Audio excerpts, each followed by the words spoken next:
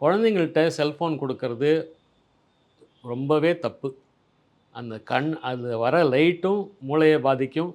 அந்த லைட்டு உள்ள போயி நரம்போட வளர்ச்சிய தடுக்கும். உள்ளுக்குள்ள அந்த ராத்திரி வேளையில அந்த செல்ஃபோன பார்த்துக்கிட்டே அந்த குழந்தை தூங்குதுன்னா, அது வெளிச்சம் இருந்தா ம் பகல் நேரம், இருட்டு இருந்தா நைட் நேரம் அப்படிங்கிற ஒரு கட் ஆஃப் பாயிண்ட் அந்த மூளைக்கு தெரியாம போயிடுது. அதனால அந்த குழந்தைங்க வந்து பகல்ல நெறையா தூங்குறதும், ராத்திரியில கொஞ்சம் கம்மியா தூங்குறதும், தூக்கம் இல்லாததுனால அவங்களுக்கு கொஞ்சம் மென்டல் ஸ்ட்ரெஸ்ஸு ஜாஸ்தியாகி, கனவு ஜாஸ்தியாகி, டிஸ்டர்ப்டு ஸ்லீப் வந்து, அவங்களுடைய அபிலிட்டி டு பெர்ஃபார்ம் அதாவது ஸ்கூல்ல எப்படி அவங்க மத்த குழந்தைங்களோட படிக்கிறாங்க, மத்த குழந்தைங்களோட விளையாடுறாங்க, மத்த குழந்தைங்களோட மத்த வேலைகள்லாம் செய்கிறாங்க, அப்படிங்கிற அபிலிட்டி டு பெர்ஃபார்ம் கம்மியாயிடுது.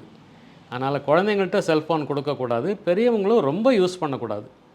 எவ்வளோ தூரம் கம்மியாக யூஸ் பண்ணுறாங்களோ நல்லது. லேண்ட்லைன் டெலிஃபோன் சொல்லிட்டு நம்ம முன்காலத்தில் ஒரு பெரிய டப்பா மாதிரி இருக்கும். அதில் நம்ம காதில் வச்சு பேசுவோம். அது பெஸ்ட்டுங்க.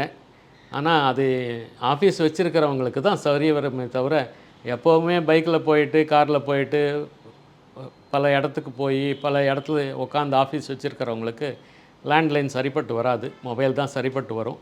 அதை அந்த ஒவ்வொரு வெப்சைட் இருக்குங்க. கதிர்வீச்சு எவ்வளோ தூரம் இருக்குதுன்னு பார்க்குறதுக்கு. கதிர்வீச்சு கம்மியாக இருக்கிற செல்ஃபோன் பார்த்து படித்து வாங்கணும். செல்ஃபோன் நல்லா இருக்குது, இல்லை அவங்க சேலில் கொடுக்குறாங்க, கேமரா நல்லா இருக்குதுன்னு வாங்குறதுக்கு பதிலாக கதிர்வீச்சு கம்மியாக இருக்கிற ஃபோன் பெட்டருங்க. கதிர்வீச்சு டவர் பார்த்திங்கன்னா, நீங்கள் நிறைய அப்பார்ட்மெண்ட் காம்ப்ளெக்ஸில் மாடியில் வச்சுருப்பாங்க. நான் நல்ல ரீச் ஆகணும் அப்படிங்கிறதுக்காக. கதிர்வீச்சு டவர் தனியாகவும் வச்சுருப்பாங்க. தனியாக வச்சுருக்கிற கதிர்வீச்சு டவர் தான் பெஸ்ட்டு. அப்பார்ட்மெண்ட் காம்ப்ளெக்ஸ் மேலே இருக்கிற கதிர்வீச்சு டவர் வந்து டெஃபினட்டாக அடியில் இருக்கிற அந்த மக்களுக்கு அஃபெக்ட் ஆகும். இப்போ கதிர்வீச்சு வச்சதுக்கப்புறம் நீங்கள் உங்களில் எவ்வளோ பேர் குருவியை பார்த்துருக்கீங்க? உங்களில் எவ்வளோ பேர் காக்காயை பார்த்துருக்கீங்க? நம்மளாம் சின்ன குழந்தைங்களாக இருக்கும்போது குருவி, காக்கா, புறா, இது பேரட்டு இதெல்லாம் நிறையா பார்த்துருக்கோம். ஆனால் குருவி யாராவது பார்க்குறோமா? இந்த குருவி எல்லாம் இறந்து போனது காரணமே இந்த கதிர்வீச்சு இந்த டவர்லேருந்து வந்தது தான். மனிதனுக்கும் பாதிக்கும். கதிர்வீச்சு டவர் கிட்டக்க ஒரு 20 அடி டிஸ்டன்ஸாவது மெயின்டைன் பண்ணணும். நிறையா கதிர்வீச்சு டவர் ஏன் இருக்குது அப்படின்னா, நிறையா கான்க்ரீட் ஸ்ட்ரக்சர் ஜாஸ்தியாக போச்சு. கான்க்ரீட் ஸ்ட்ரக்சரை தாண்டி சிக்னல் வரமாட்டேங்குது அப்படிங்கிறதுக்காக கதிர்வீச்சு டவர் ஜாஸ்தி பண்ணியிருக்காங்க. இது வந்து முட்டை முதல்ல வந்ததா, கோழி முதல்ல வந்ததா அப்படிங்கிறாப்புல டவர் ஜாஸ்தியாக இருக்கிறதுனால பில்டிங் ஜாஸ்தியாகுது, பில்டிங் ஜாஸ்தியாக இருக்கிறதுனால டவர் ஜாஸ்தியாகுதுன்னு போயிட்டுருக்கு.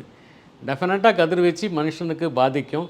அதனால் இரத்த சோகை ஏற்படும், கேன்சர் ஏற்படும். ஆனால் டவருக்கு ரொம்ப கிட்டக்க இருக்கிறவங்களுக்கு தான் இது. டவர்லேருந்து 20 அடி தள்ளி இருக்கிறவங்க, 30 அடி தள்ளி இருக்கிறவங்களுக்கு அவ்வளோ பாதிப்பு இருக்காது. டவரை தனியாக வச்சா தான் பெஸ்ட்டு. அப்பார்ட்மெண்ட் காம்ப்ளெக்ஸ் மாடியில் வைக்கிறது அவ்வளோ ஒன்றும் உச்சிதமான சமாச்சாரம் இல்லை. இரத்த சோகை ஏற்படும், பிளட்டில் கேன்சர் வரத்துக்கு வாய்ப்பு உண்டு. அதனால் ப்ரெக்னெண்ட்டாக இருக்கிறவங்க கதிர்வீச்சு டவர் பக்கத்தில் இருக்கக்கூடாது.